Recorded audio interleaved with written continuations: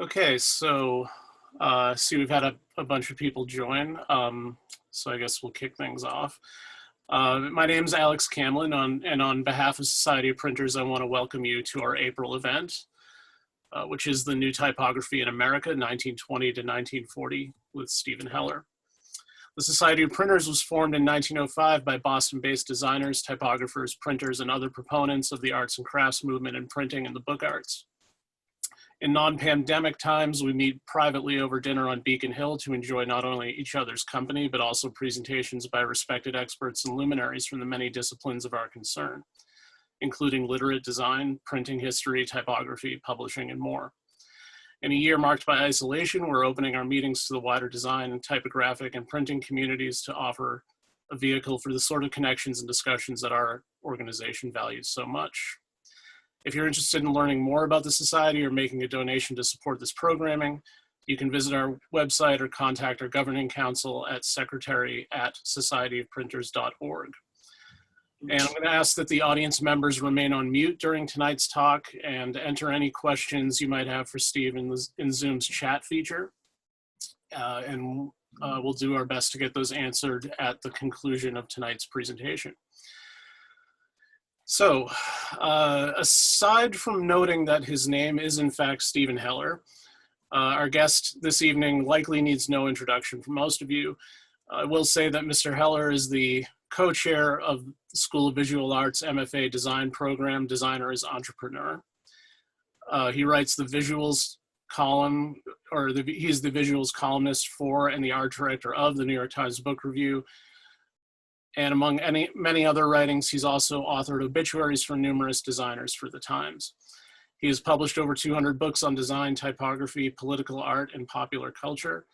His most recent two books as co-author are Manhattan Decoded and Expressive Type, both from Abrams. He writes the daily Heller column for printmag.com. So please join me in welcoming Steve Heller as I turn things over to him for tonight's presentation. Thank you, Alex. I'm going to go straight to the screen share.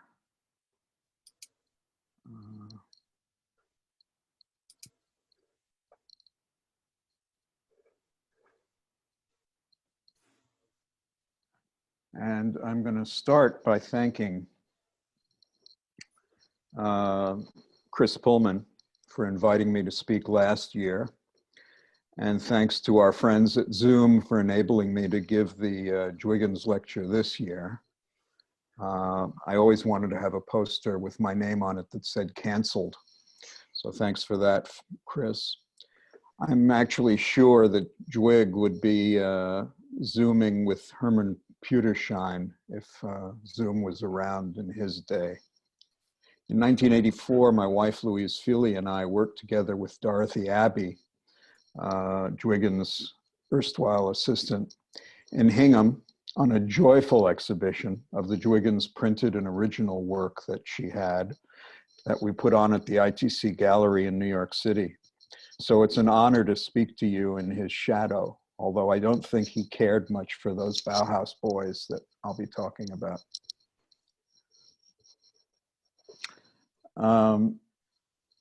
This ad would probably give anybody a headache who likes typography. Where do you look first? It's hard to say. Bufferin does stand out, but it was typical of what passed for professional typography.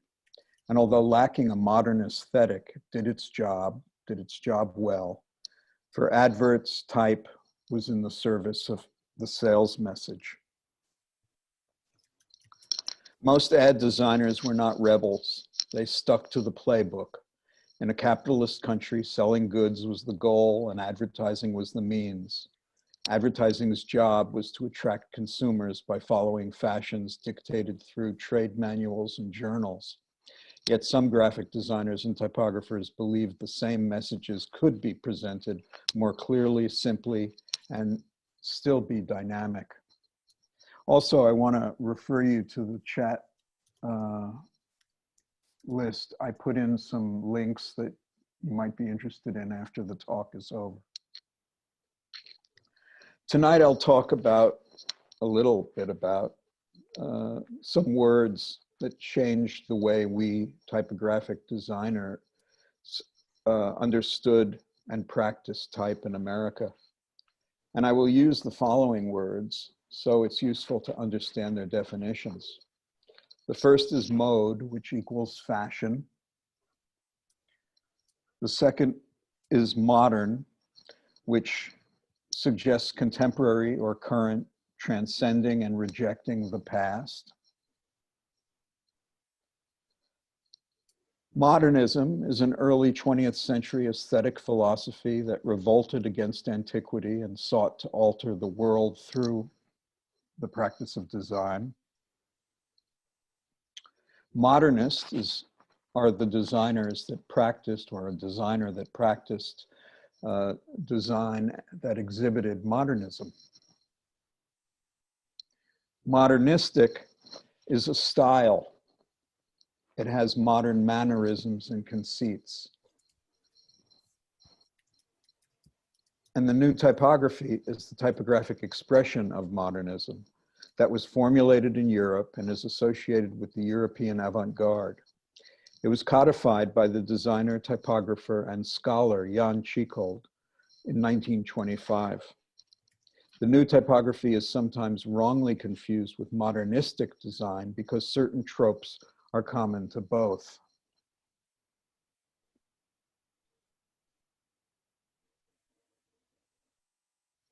Alas, my machine is not advancing.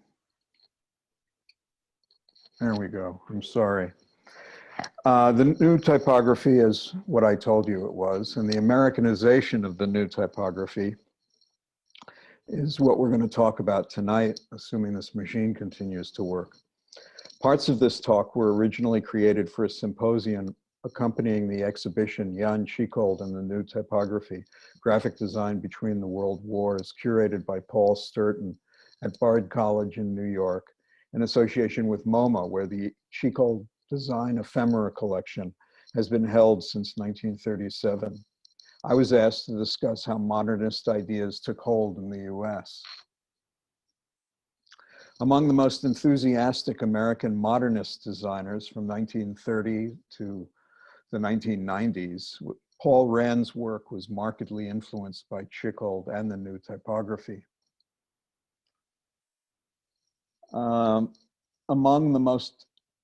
At its core, the new typography rejected strict symmetrical layout and unnecessarily decorative ornament in favor of asymmetry, sans serif typography, minimal color, an emphasis on geometric forms, and photography. Rand took the aesthetic into more playful realms, but always admired Tschichold's ethic. This quote sums up the import of the new typography. He wrote, "Even though typography per se is based largely on practical needs, the new typography, as Tschichold saw it, was deeply rooted in aesthetic problems. It was based on ideas which, I believe, were generated by, among others, the constructivists who stressed the utilitarian aspects of artistic order. And it was also influenced by the utopian ideas of members of Die Stil, who wanted to create a style appropriate for every aspect of contemporary life, one so coherent, so intelligible, and so complete that the distinctions between art and life would eventually be erased. When everything produced by human agencies, from teacups to town plans, would participate in a universal visual and intellectual harmony." The preceding article was published in print in 1960, but let's go back to 1920.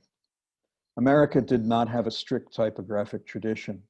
It had revivalists, classicists, and commercial stylists for whom being modern was not a mission, but a tool. Modern could be interpreted in many ways. Counter to the rule-busting modern art that emerged in pre- and post-war Europe, so-called modern typography in the US was a balanced blend of new and vintage tropes, such as this Baroque cover suggests. Advertisements were engines for design changes, such as they were. Ernst Elmo Calkins, who was born in 1868 and died in 64, was an ad man, the first to actually venture into modern art as an advertising tool. He invented a method called styling the goods, and he introduced something called consumer engineering. He took big baby steps so as not to scare off his clients. As you can see from this photograph, Calkins was not the typical avant-garde rabble-rouser. He practiced old-school advertising, but to his credit, he realized the elements of modern art, Impressionism, Cubism, and Futurism, could suggest newness as a means to attract consumers. His styling the goods was the seed of what became forced obsolescence. Calkins was curiously advanced for his time and for his look, but more interested in commercial success than cultural revolution. He promoted modern art, but as the cover of this book, co-authored in 1908 with his business partner Ralph Holden attests, he was typographically conservative and little changed in ad typography, even at his agency, until well after World War I. Now that you've met Calkins, let's jump to 1925. Germany lost the war in 1918 and suffered from punishing financial reparations. Industry and the economy took a while to revive. Meanwhile, political upheavals threatened the newly established Weimar Republic. It was during the early 20s that printers and designers began to revitalize typography to help increase consumption through advertising. 1925, the year that the Gutenberg Society was formed in Mainz, Jan Tschichold codified the revolution in typography through this special issue of the trade magazine Typographic Messages. He called it elementary typography. It is due largely to his efforts, or it's due largely to the efforts of men like Tschichold, that Gutenberg's mechanical convenience has become a means of genuine artistic expression, wrote Paul Rand. These are some pages from the interior of that issue of Typographische Mitteilungen. Not all readers of TM were supportive of these new approaches, but that seminal magazine that I just showed you with its shocking examples of Russian constructivism, Dutch de Stijl, and German Bauhaus typography triggered other designer experimenters to join the fray. The rationales for the shifts in aesthetics were technological, aesthetic, and pragmatic. Politics entered the discourse too. Manifesti were published. This was not just a stylistic shift, but an intellectual realignment. Not all readers of, soon the movement for elementary and asymmetric typography gained support among many printers, designers, and clients. Yet, like everything in Weimar Germany, change provoked discord, including the strict functionality of clear, clean, and dynamic type layouts, the signature of the new typography. Radical art of the Weimar period further motivated the typographic charge. This issue of Kurt Schwitter's personal data magazine, März, was devoted to typo advertising, and one of its progenitors, Max Berghardt, wrote a manifesto on the reasons why New Times called for viable taboo-busting alternatives.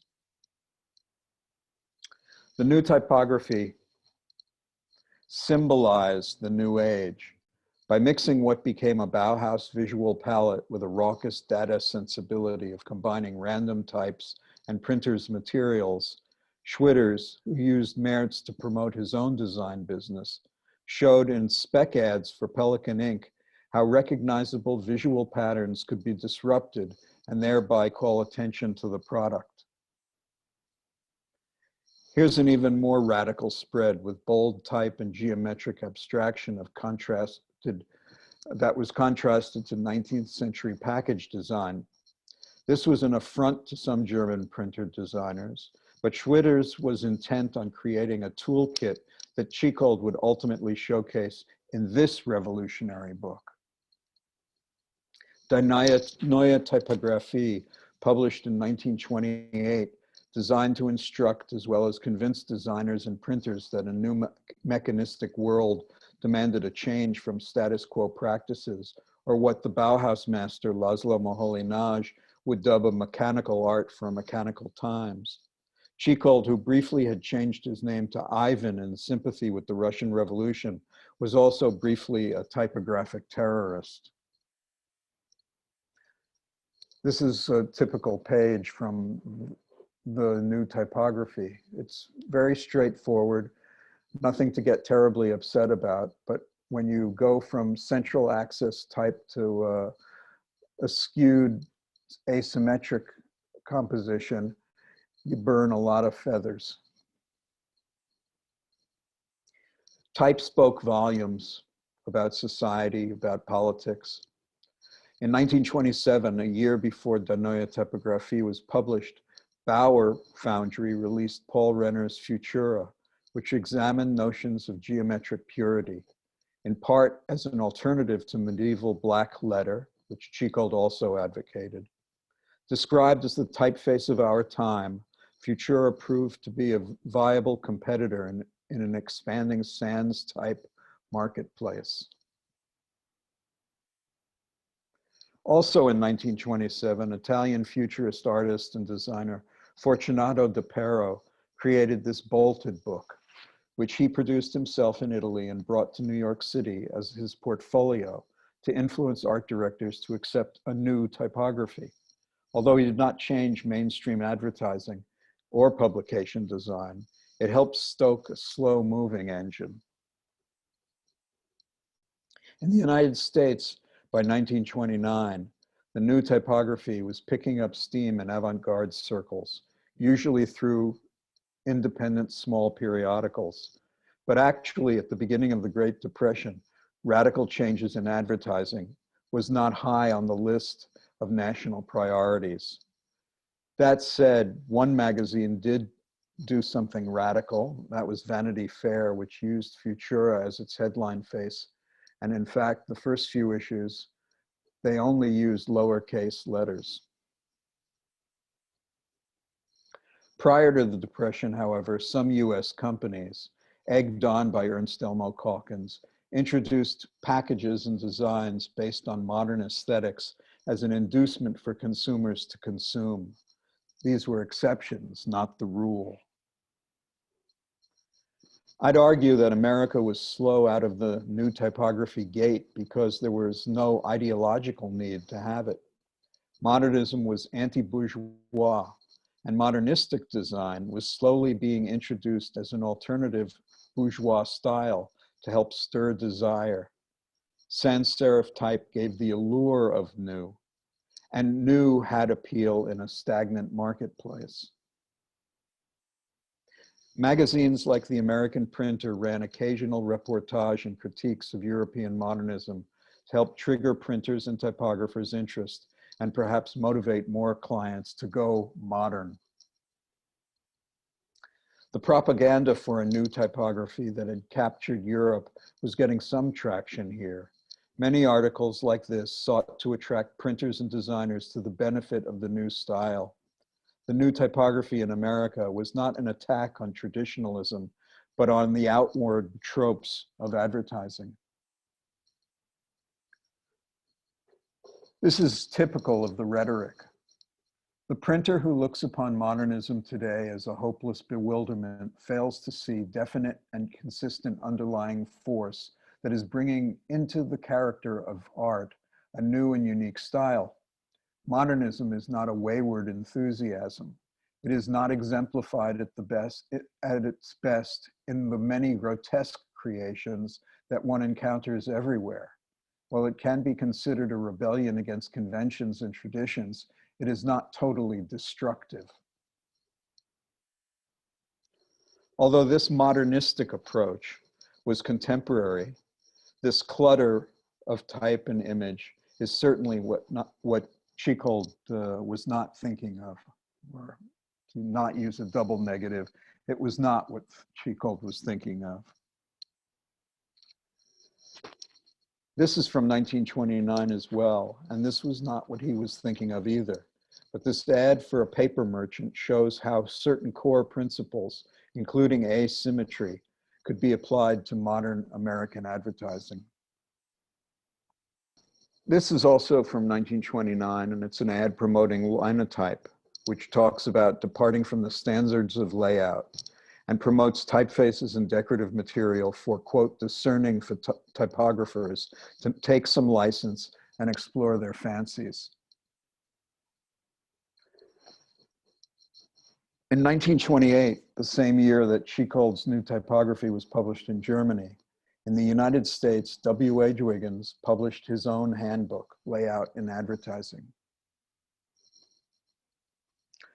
It supported contemporary style while sidelining the European ideas.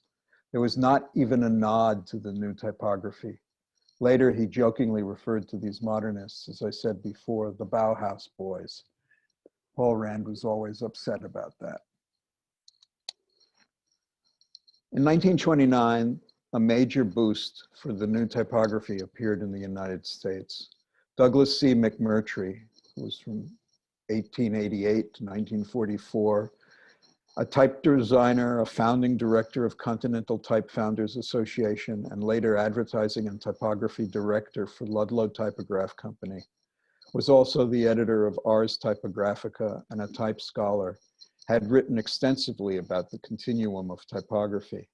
He was really the first person to use the term modern correctly. In his 1929 book, he celebrated the European avant-garde and its potential impact on the US. It was an impressive survey of European advancements and how they might be adapted to American needs. His introduction credits Chicold and many of the other new typography practitioners. McMurtry was a fan of European modernism, yet his design skewed American. He uses the linear motif on text pages of his book in a way that suggests something Bauhausian, but seems like a stylistic appendage. His display type, which is ultra-modern, type he designed, boldly set in lowercase, is certainly not pure geometry of the kind Chicold would prefer. But McMurtry was undeniably allied to the European ideas and served as its key spokesman here. McMurtry takes a missionary stance for modernism, if sometimes it was a bit confusing. For example, it is amusing that he uses a lowercase a as the first word in the sentence of this chapter, yet proceeds to introduce caps from then on. Irony? Maybe. He was fascinated by the Bauhaus and constructivist design. So you see a lot of what is in his book in real German design. In this particular spread, McMurtry shows examples of German modernity.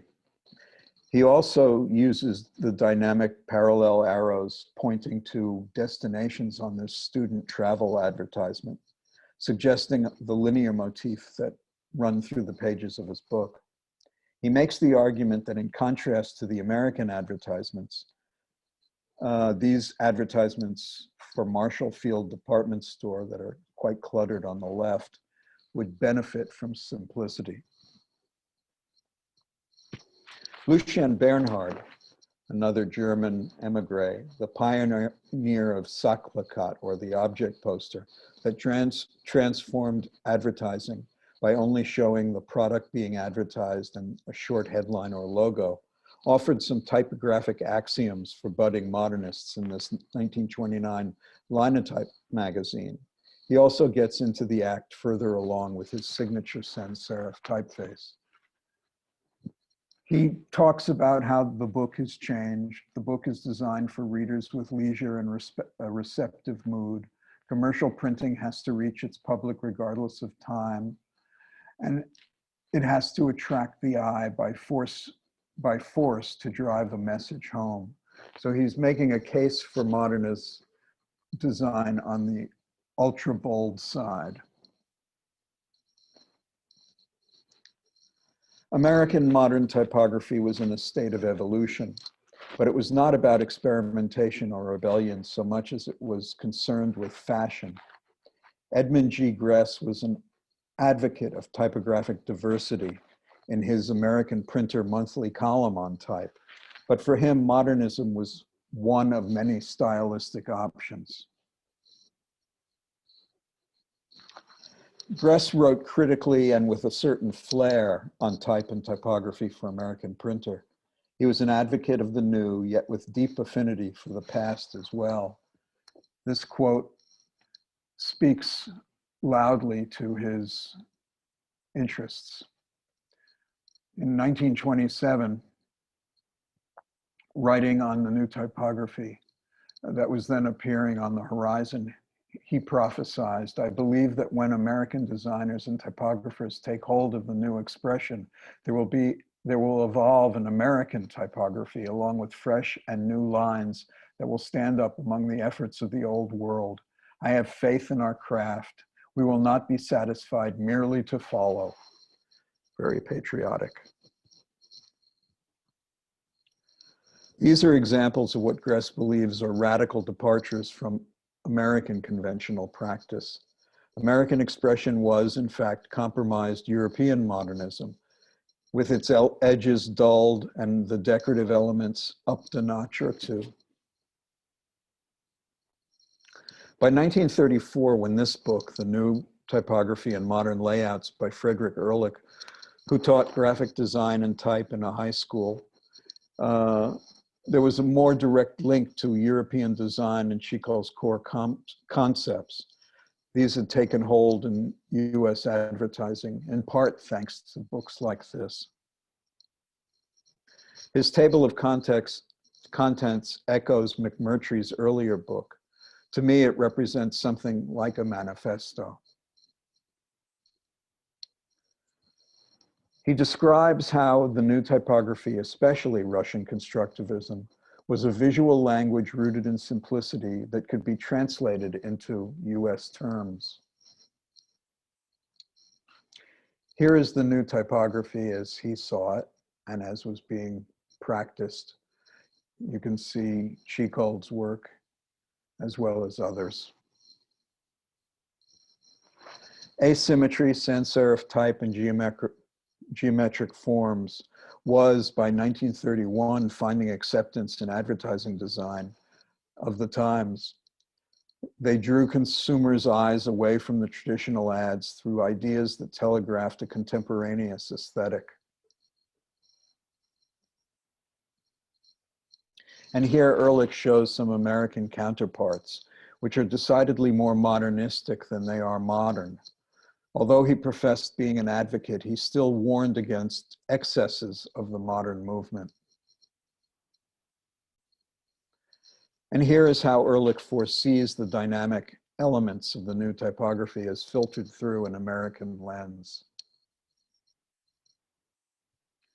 Modernism was defined by sans serif type like Paul Renner's Futura, Edward Koch's 1927 Cable, and Lucian Bernhard's 1925 Lucian series, and many more. Frank H. Young was another circumspect modern type advocate.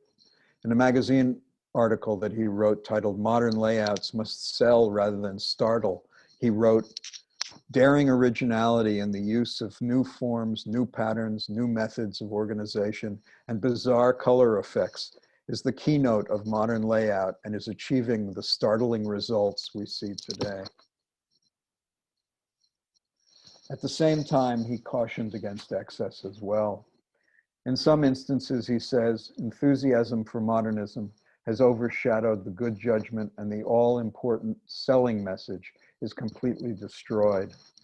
His credibility was enhanced by having Calkins write the foreword to his book. Young's book promoted phototypographic American-made style. This is what Raymond Loewy called Maya, most advanced yet accessible.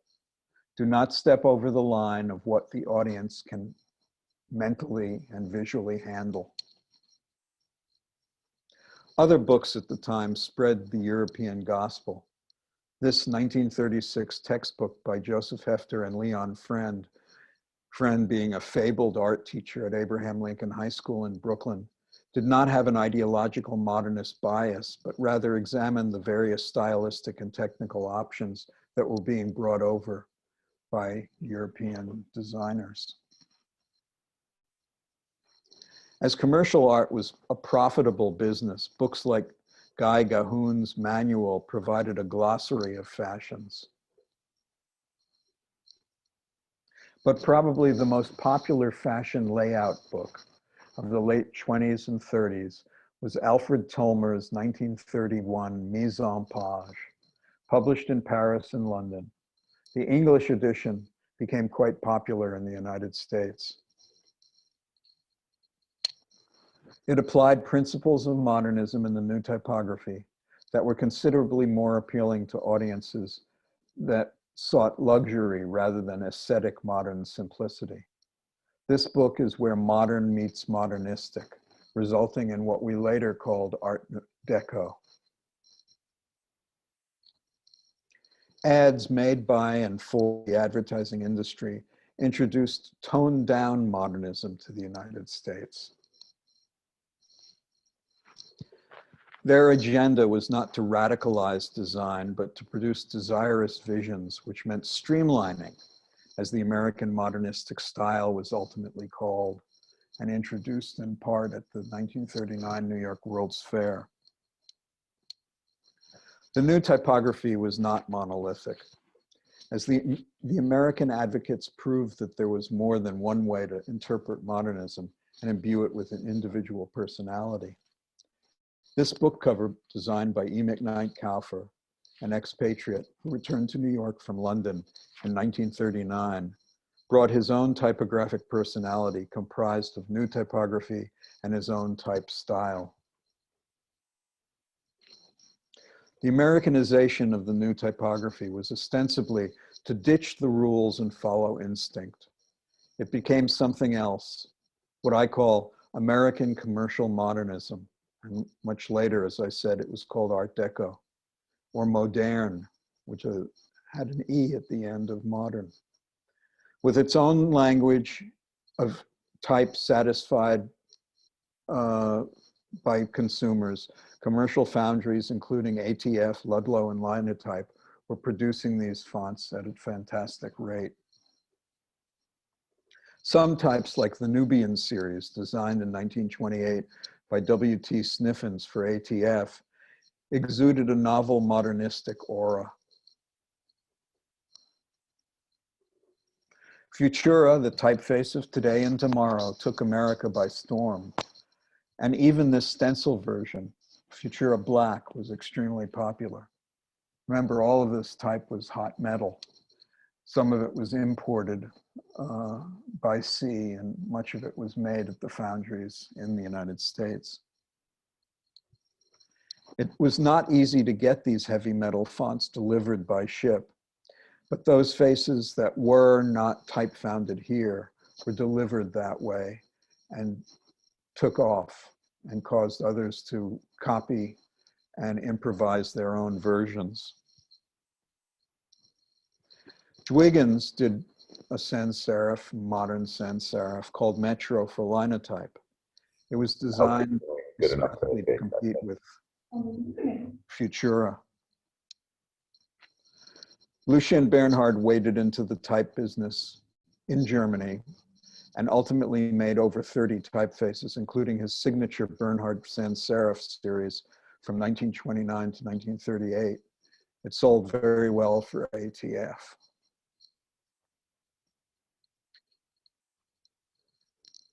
I was told by his son, who helped him draw the face, that Bernhard didn't want to have any straight lines in this type. He didn't want it to be Futura. He felt Futura was hard on the eyes. Bernhard, whose sac plakat was hardly abstract, tried his hand at a little bit of Russian constructivism, at least in this Theater Guild magazine cover.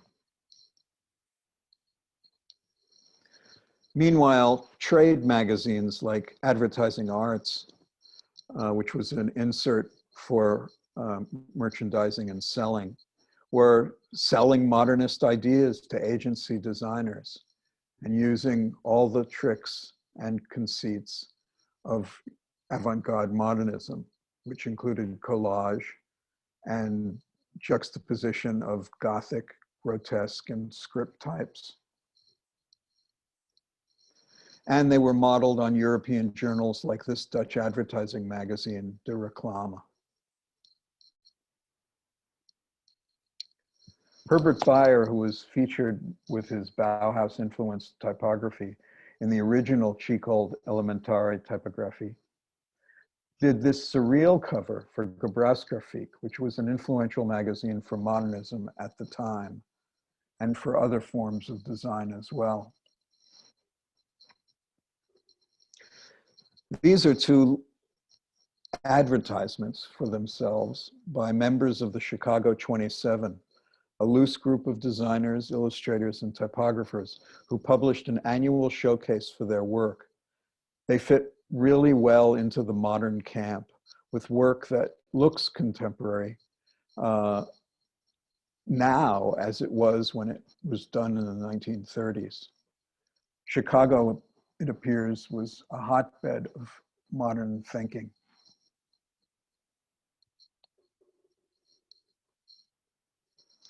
Along with McMurtry, Chicago's leading type designer for Ludlow was R. Hunter Middleton.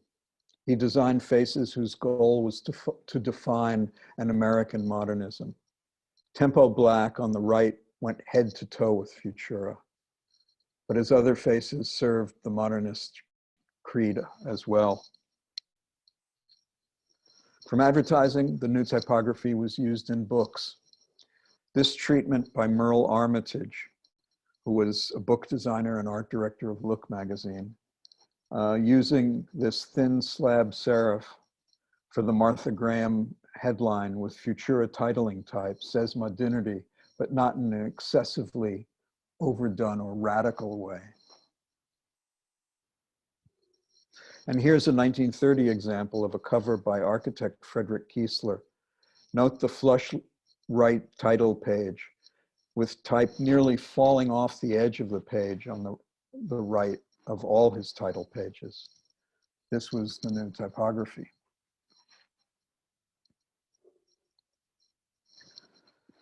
There were some intrepid American designers who saw different ways of using photo and the new typography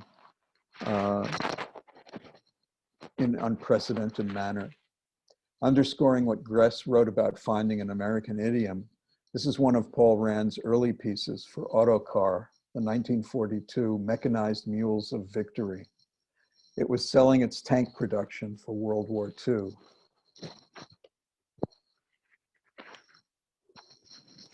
Rand told me it was inspired by Dutch designer Piet Zwart, both in terms of its color and layout. It was clearly an unusual bit of type layout and composition for its time.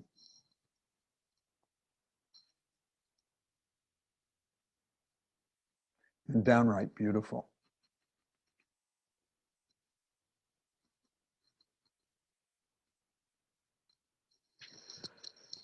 Rand also designed this. He drew on inspiration from Mulholly-Nagy, among others, as conceptual tools for his direction covers. So the use of montage, photography, geometric forms that come from Russian constructivism. These were all pieces that went into the mix master that produced an American modern sensibility.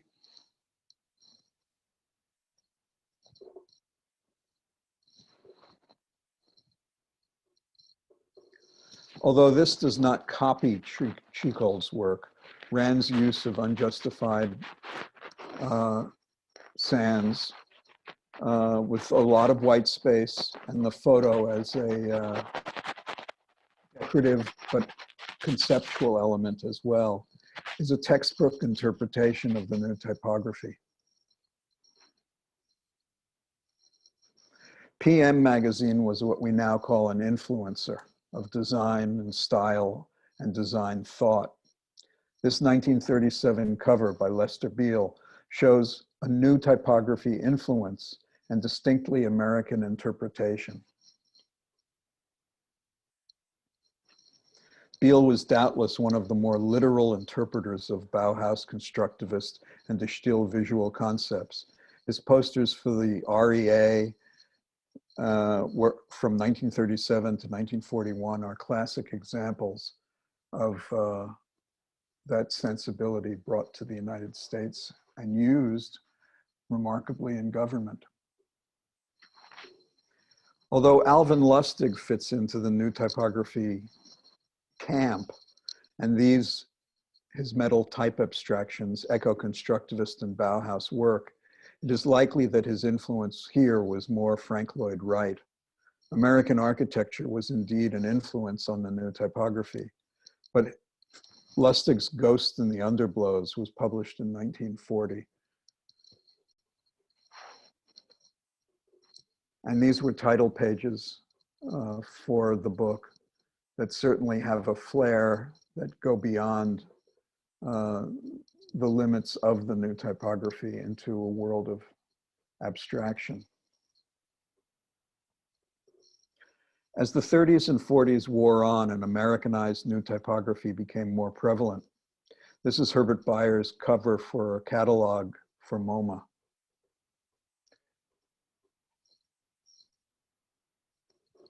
And this is Alex Steinweiss's cover for a Columbia record album. Steinweiss was the pioneer of record cover album design. He started with 78s, putting the first custom-made or bespoke album art on those covers for Columbia Records. He produced a kind of neo-new typography for album covers in the later 40s. By the late 1940s and 50s, Czech designer Ladislav Sunar had influenced the design of everyday things with the new typography. He integrated it into the American visual language. These are not American, these are his Czech period works for a magazine called Zemi.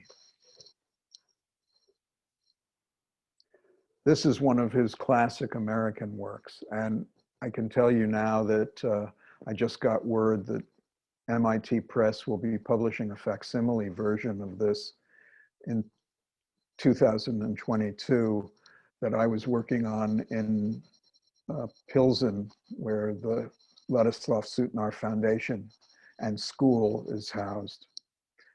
Catalog design in progress was done with his partner, Nude Lundberg Holm, who did all the advertising copywriting for Sweet's catalog service, which that was a promotional piece for. Clarity was Sutnar's godhead. He believed in creating as many simple signposts, navigational signposts, as possible. He would have been great in the digital age. Here is the nitty-gritty of merchandise sales and catalog design. In this case, it's plumbing fixtures and parts. Pages and layouts are designed so that they are accessible and decipherable, but they're also using the tenets, the best tenets of the new typography. These are industrial products elevated to the level of art.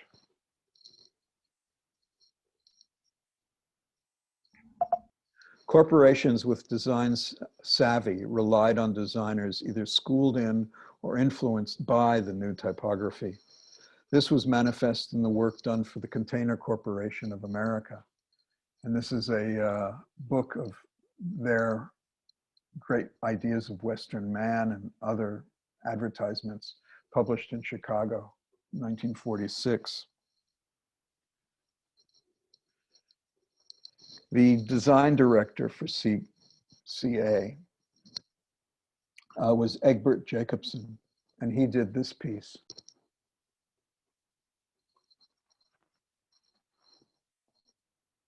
And this was done by Man Ray, who most people know as a photographic artist, but also has the new typography chops seen here. Alvin Lustig was not an ad man per se, but he was an exemplar of the American new typography in ads that are based on economy and the surprisingly scaled juxtaposition of photographic elements and type. And this set a tone for the new typography later in the 1940s. For clients like Knoll, Paramount Furniture, Lansing Sound, and Miller Lighting Company, he created elegantly minimalist ads. Of course, these were related to design companies, not to mass market products. In the United States, asymmetric type photomontage and white space replaced the grotesquely cluttered ad you saw at the beginning of this talk. These ads by the first woman New York Times promotion art director, Shirley Plout, were recently uncovered at the New York Times, hidden away in the files. But you can see that she too has been bit by the new typography bug.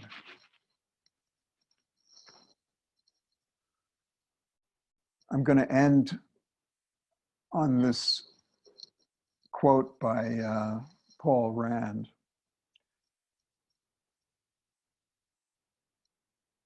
And if you'd give me a second.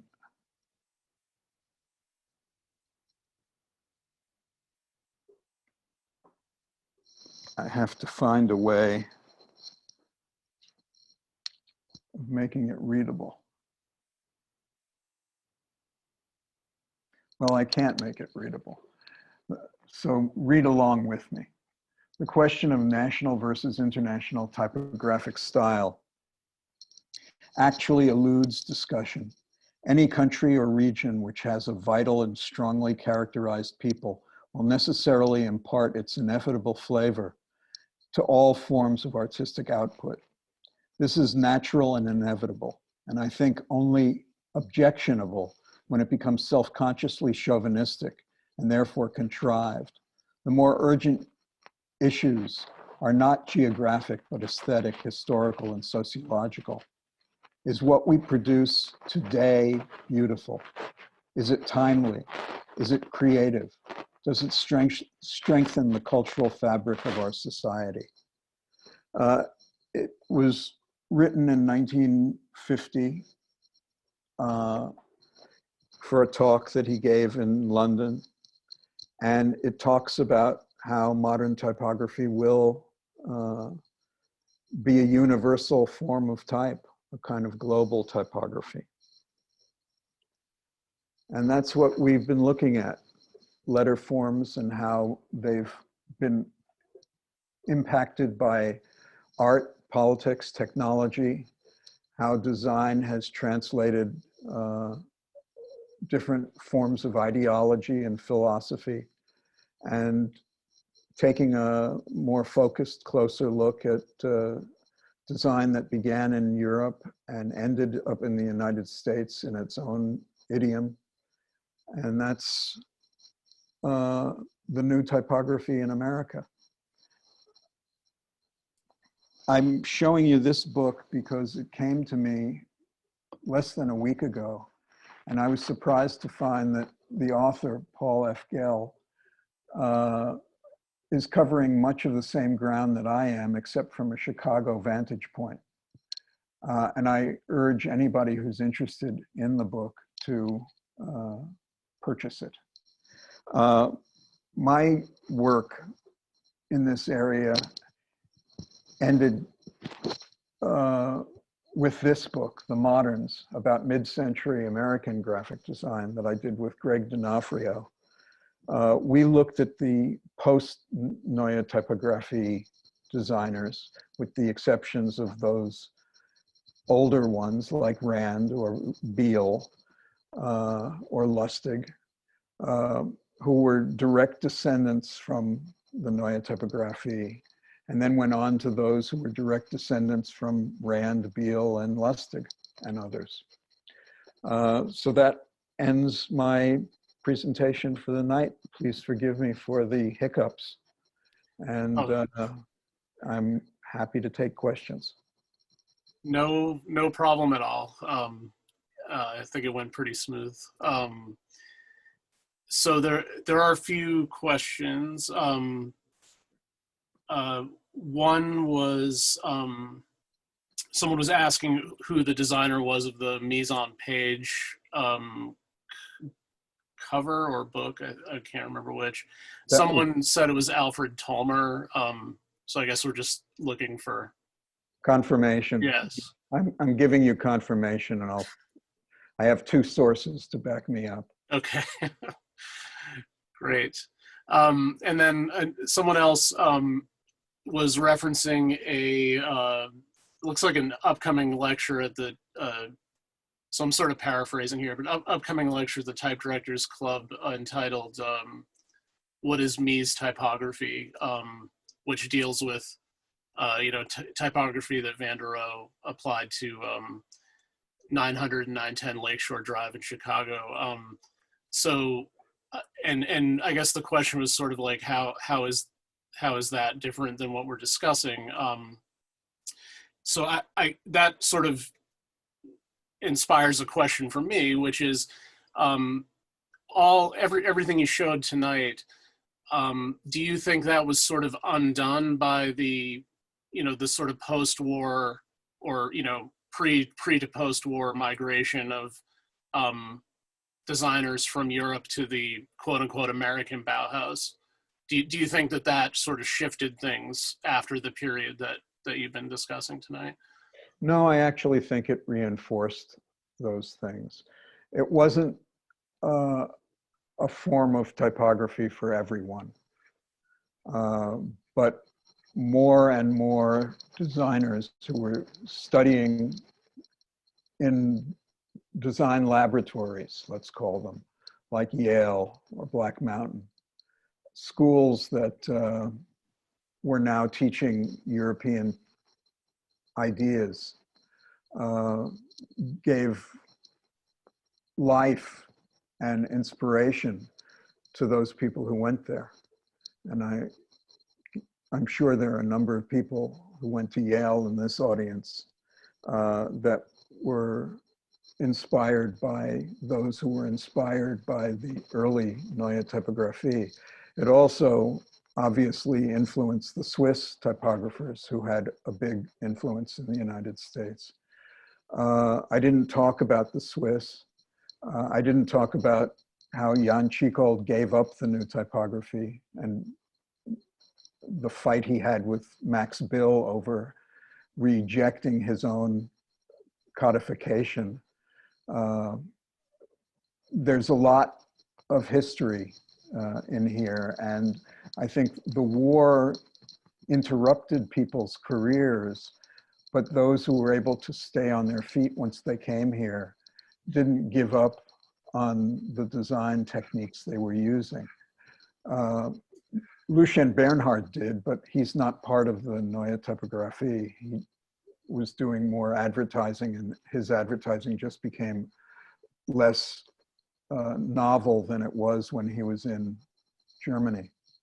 But the others from the Bauhaus and from elsewhere continued to push this mechanical art for mechanical age, and probably would still be doing it because there's a certain timeless quality to it. Okay, and another question someone is asking for another example of how the new typography differed from the popular typographic style that came before, and I assume they mean Europe, because I think you showed a lot of examples of that tonight. But well, the new typography has to be broken down by country, if we're talking about Europe specifically. Germany was a country of typographic tradition. They didn't use the Roman letter. Their national, or what later the Nazis called the Volk lettering, was black letter, fractor among them. And just everyday types in wood or metal were handled usually on a central axis grid. So type and typography go hand in hand. The antiquarian or the antiquated approach to type was to make sure everything was perfectly balanced and symmetrical. Some of it was very effectively done. In those Typographische Mittelungen, there were many covers that used black letter type in a kind of decorative manner, building in shadows and inlines and outlines, tapering them, expanding them, bastardizing them the way American type designers did in the late 19th century with Bodoni.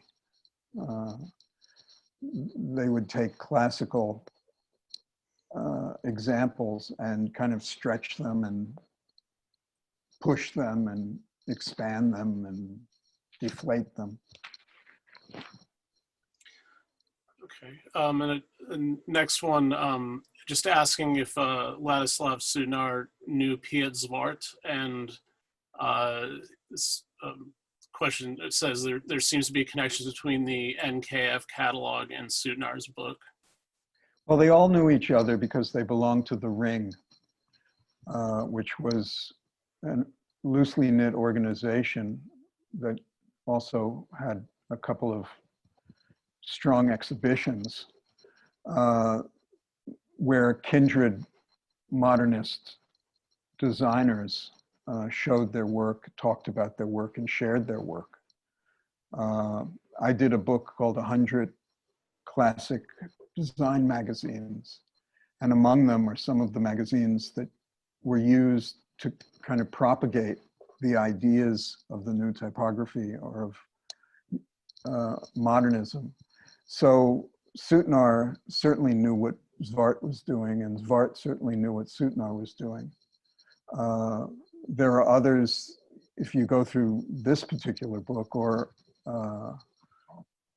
any design history that covers that period, you'll find there are stylistic and methodistic similarities. You'll also find the people who were just copying what was being done. That's always the downside of originality. There's always going to be the followers, and they're not necessarily going to do it as well. What I love about Sunar is that he translated it into an American idiom almost seamlessly. Okay, and next one is, I think, you just touched on this, I think, but someone's saying that they've read that Chichold softened his position on, that type should be communicative only, and began to choose a more expressive style later in his career. Some might say more traditional, but I guess someone asking for some more elaboration on that. Well, Chichold, when he left Germany, he, like Paul Renner, the designer of Futura, were called cultural Bolsheviks. And Chichold realized that what was put in place in Neue Typography and later in asymmetric typography and a couple of his other writings was dictating how the perfect form should look. And he rejected the idea of that dictatorial approach, that he felt that classical type was classical for a reason. It served a purpose. So when he immigrated to London and did Penguin Books, if you look at them today, they're still quite striking. But he went back to central axis. You know, he was kind of the committed revolutionary. He would always revolt against himself. Okay, so his and others' departure from Germany might feed into this next one, which I'm glad to say name checks one of my teachers, Dietmar Winkler, who I know is featured in your book, The Moderns, actually. But someone saying that Dietmar once told me that as a young designer, he knew nothing about the Bauhaus, and their philosophies were not taught in Germany in the 50s. So how did the Bauhaus become so influential in America? The Bauhaus became influential in America from my source, which is Paul Rand, because magazines like Gebräuchsgrafik and England's Commercial Art magazine and a few other key books like the ones that I showed here brought it over. Even after the Bauhaus closed, there was still interest in what the Bauhaus had started. Using Rand as a source, he told his mother that he wanted to go to school at the Bauhaus, and his mother said, "Not in your life." I think it had more to do with their financial situation than leaving the US for Germany. However, there was a lot of upheaval and anti-Semitism in Germany. I think the Bauhaus, once it set its roots down in Chicago, and ultimately teachers and students from the Bauhaus came to the United States, they started propagating the ideas. Walter Alner, for example, who became art director of Fortune magazine, was very skewed towards Bauhaus sensibility. But again, like Sunar, he made it into an American sensibility. And then, you know, design historians or art historians get into the act, and you start getting books published and articles written and classes taught. And I think that probably, and I'm just speculating, that being a student in Germany, just like being a student in the Soviet Union in the 50s, they were unaware of what was going on in constructivism. Probably more so in Soviet Union because it represented a radical departure from the Soviet dictates. Okay, and I think we have one more question. Just someone asking about, asking for sort of a comparison between the, he's saying the position of graphic designers and art directors in Europe during this period versus those in America. Well, first off, we have to split advertising off from studio graphic design or poster design from book design. There were many more distinctions between the design disciplines.